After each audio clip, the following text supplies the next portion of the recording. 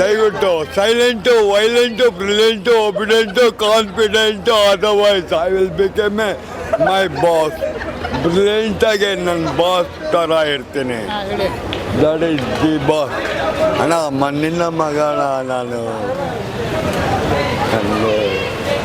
ಆಮೇಲೆ ಏನೋ ಒಂದು ಹೇಳೋಣ ಅಂತ ಬಂದೆ.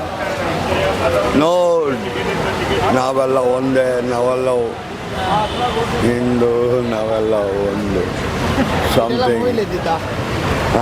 ಬಿದ್ದೆ, ಎಲ್ಲೆಲ್ಲಿ ಬಿದ್ದೆ ಅಂತ ನನಗೆ ಗೊತ್ತು. ಆಮೇಲೆ who is the founder of this production? ಸಿಂಹದ ಬಗ್ಗೆನಾ?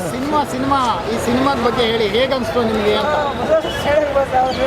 ಹೇಗನ್ಸ್ತು ಸಿನಿಮಾ ನೋಡಿದ್ರಲ್ಲ, ನಿಮ್ಗೆ ಏನು ಅನಿಸ್ತು ಅಂತ?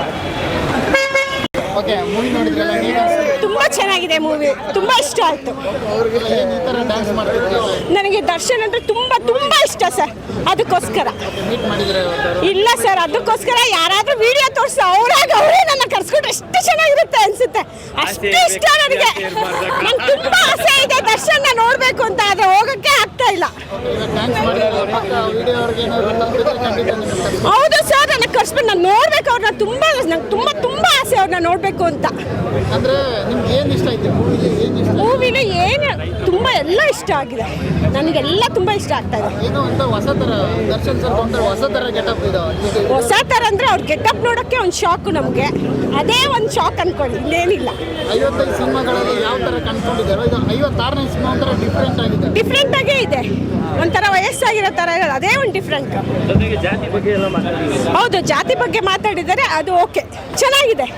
ನೋಡಿ, ಮೆಸೇಜ್ ಕೊಡೋ ಅಂಥದ್ದು ಸರ್. ಸಾರಿ, ನಂಗೆ ಗೊತ್ತಾಗ್ತಾ ಇಲ್ಲ ಏನು ಹೇಳ್ಬೇಕು. ಮೂವಿಗೆ ಚೆನ್ನಾಗಿದೆ. ಅದೇ ಜಾತಿ ಬಗ್ಗೆ, ಇವಾಗೆಲ್ಲ ಜಾತಿ ಬಗ್ಗೆ ನಿಂದನೆ ಮಾಡ್ತಾರಲ್ವಾ, ಅದು ನಿಲ್ಲಿ ಅಂತ ಅವರು ಕೊಟ್ಟಿದ್ದಾರೆ ಮೆಸೇಜ್. ರೈತರ ಬಗ್ಗೆ ಮಾತಾಡಿದ್ದಾರೆ. ಅಭಿಮಾನಿಯಾಗಿ ಏನು ಹೇಳಕ್ಕೆ ಇಷ್ಟಪಡ್ತೀರಾ ಕನ್ನಡ ಪ್ರೇಕ್ಷಕರು ಎಲ್ಲ ಬನ್ನಿ, ಸಿನಿಮಾ ನೋಡಿ, ಡಿ ಬಾಸ್ಗೆ ಜೈ ಅನ್ನಿ ಅಷ್ಟೇ. Okay, thank you sir. SS TV, cinema ಜಗತ್ತಿನ ಕ್ಷಣ ಕ್ಷಣದ ಸುದ್ದಿಯೊಂದಿಗೆ.